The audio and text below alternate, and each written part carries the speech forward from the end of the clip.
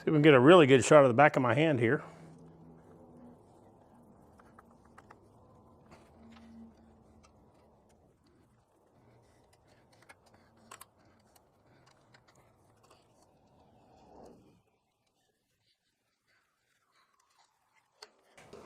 Bada bing, bada boom, there she is. That's the super duper easy part done. What do you say we do a little unboxing here?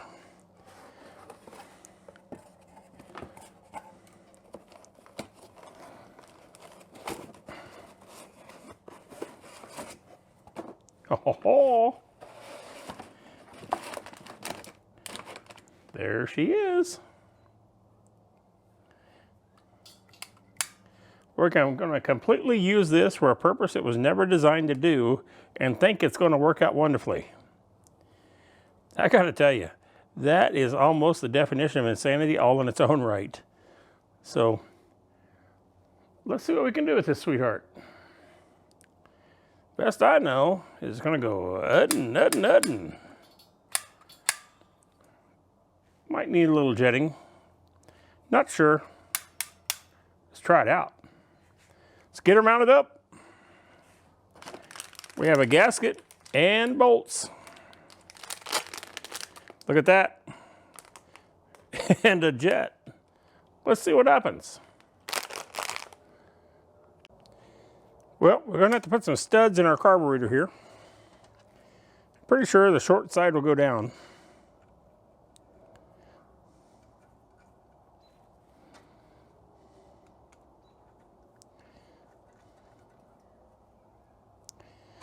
Yeah, we'll go ahead and screw these down just a little bit. What do you think those are? I think those are 12s. By Jove, they are.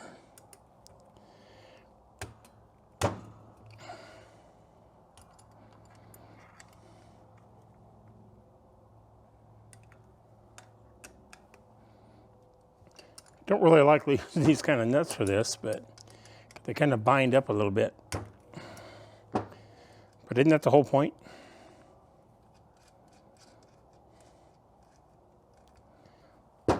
Now the other one. All right, studs are installed. Bada bing, bada boom. Just like that. Let's put it on the bike. This is a flange where the carburetor is going to set. I'm going to go around the other side and see if we can actually install this. And you guys can actually see what's happening too, because otherwise it's just going to be the back of my hands all the time. So I'm going to go around the other side and see what we can do. This should set down in here kind of like this. Get some stuff out of the way here.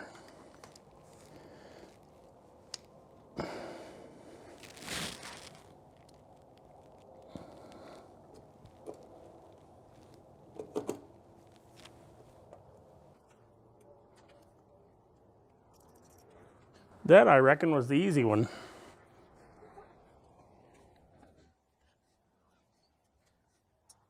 Yeah, it was the easy one.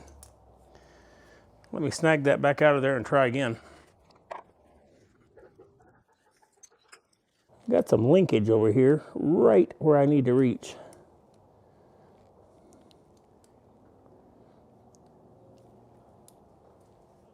There, I think we got it to start.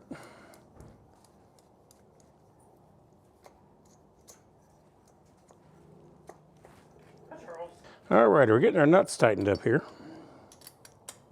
There's probably a joke in there somewhere.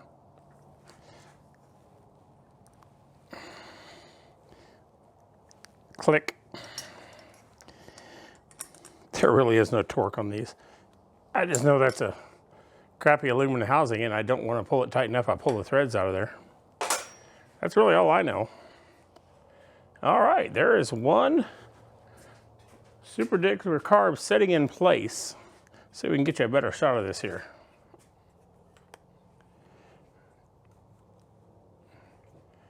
There it is in all its glory. Sitting under there, this is what you see from this side. And we still got to hook up a throttle cable and 12 volts to it, get some gas to it. We'll see if the sweetheart fires up and see how it runs on this thing, see if we need to jet it or not. Well, sometimes it's easier to do than it is to film and do. And in this case, it was way easier just to do because my hands were in the way all the time. So this carb is mounted up. We have our throttle cables hooked up. Our wires are hooked up for our choke and also for our fuel cutoff. That's all hooked up. So what do you say we fire it up? Yeah, let's do that. All right, here we go. Let's see what happens.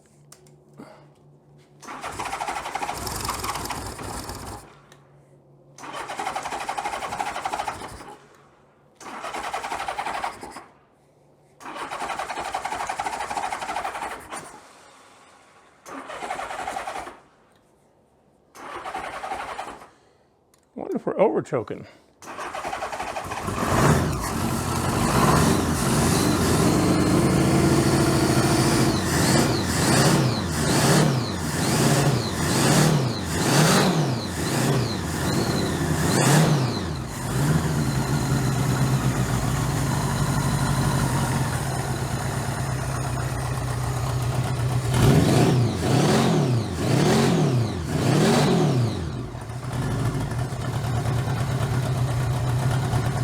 Well, that's not too bad for just starting up.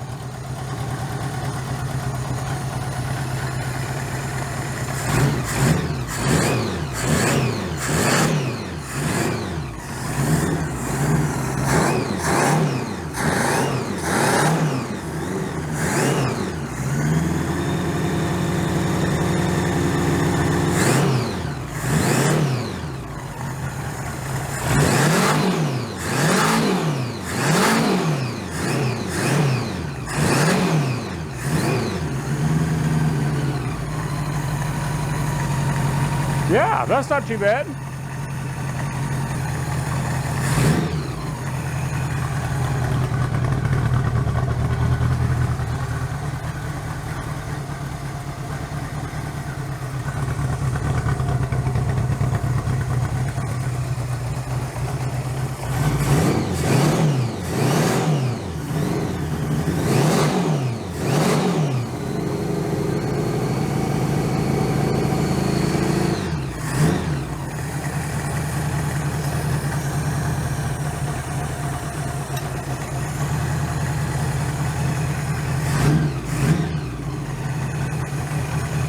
She needs a little fine tuning, but that's not too shabby.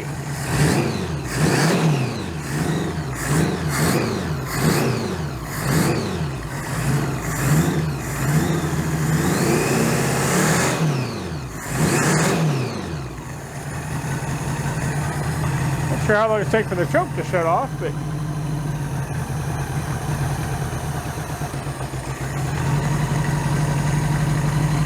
we gotta do a little loving on it yet, but hey, she's running on it.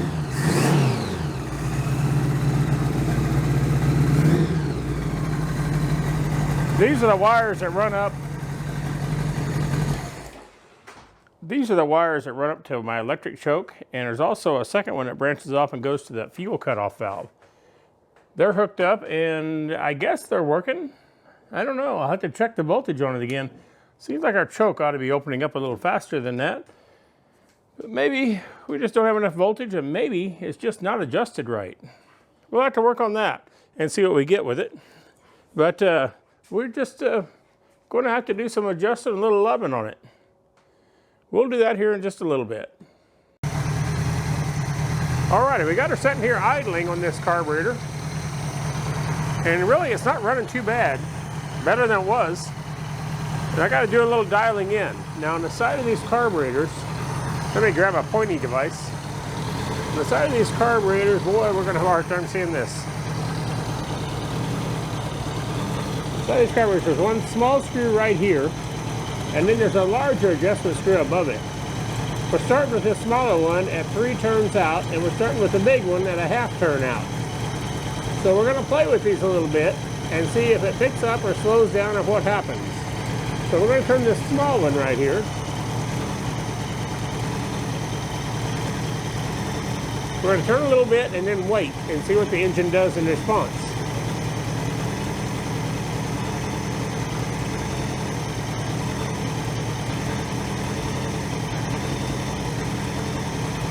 It's slowly picking up, and I would think that's a good thing.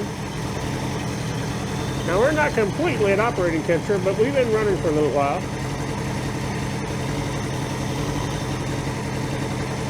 It's liking it.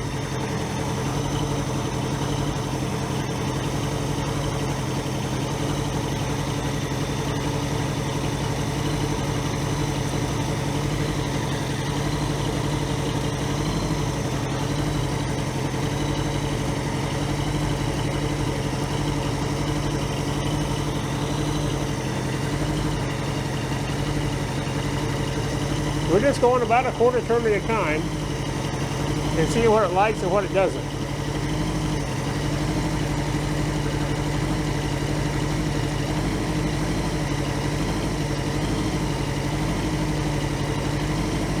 It didn't make much change that time, so I think we're about to where it wants to be. And it changed a little bit.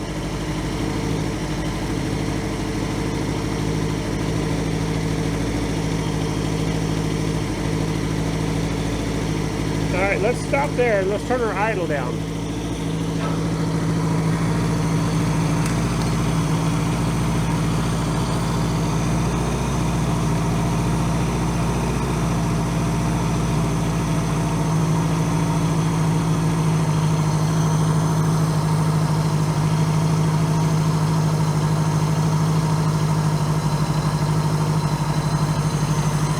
Our choke's mostly open.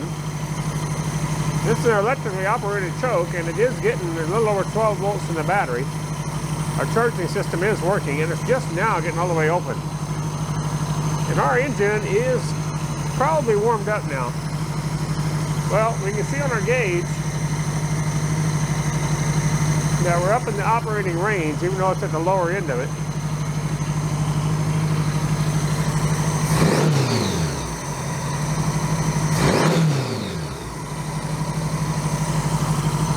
Still idling kind of fast. I'm about to run out of idle screw. I may have to grind that point off it a little bit. Now this arm was longer and it come up and it ran against this. Problem was when I opened the throttle, it hit the frame rail back here, so I had to cut it off and bend it over a little bit and make my own throttle stop. I'm not too worried about how it's going to idle when it warms up because I think it's going to do fine.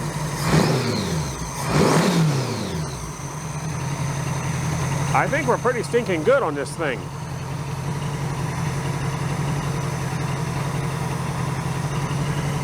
Now I know I didn't show a whole lot of putting this thing in here, but it's just tough to see. It's not that hard to do, but we got her done. We're still running on our bottle, and it's coming around here, and this is our fuel line going into the carburetor. Also down here, we have our vacuum timing advance hooked up to a port right here. That port was already there. It's just a matter of making a longer hose and sticking it on there. There's a couple other things we'll have to do. This is our crankcase vent right here, and it's got to run up here to the air box, or actually the air cleaner. There really isn't much of an air box, but it's got to run up here to the air cleaner that sits on here, and we'll make a longer hose for that. But that's what we got.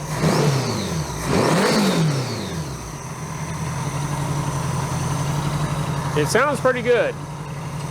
Now my adjustment screw, yep, I'm running out of threads. So I'm going to have to cut that little nipple off the end of this screw so it can go in a little closer to slow this thing down just a touch more. Give you a rundown here. Here's our new intake plenum, our manifold.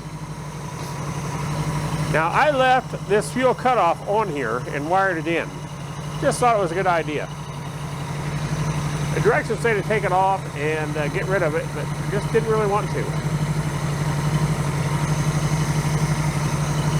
All right, we'll do a quick walk around here.